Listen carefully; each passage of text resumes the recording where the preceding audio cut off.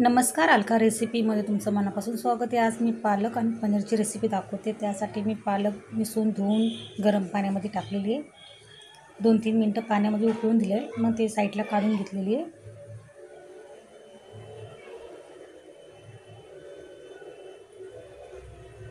इकडं साईडला मी कढीपत्ता, कांदा लाल करून घेतलेला आहे।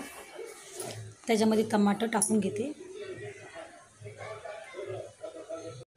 टमाटर टाकून झाले की अद्रक आणि लसूण टाकून घेतलेले आणि इकडं लसूण आणि कांदा टमाटर लाल झालं ना, मग साईडला किनार करून मसाला काढून घेते आणि त्याच्यामध्ये पनीर तळून घेते।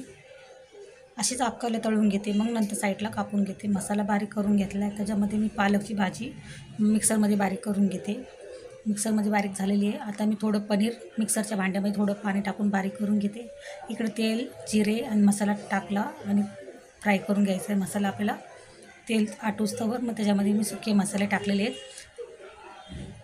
धनिया पावडर, गरम मसाला, लाल मिरची पावडर आणि काश्मीरी लाल मिरची थोडीशी टाकलेली आहे। मग त्याच्यामध्ये मी भाजीची पेस्ट मिक्सरमध्ये केलेली ती टाकून घेते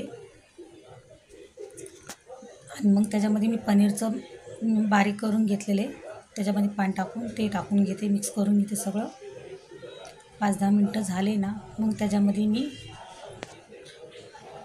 पनीर टाकून देते। मीठ चवीप्रमाणे,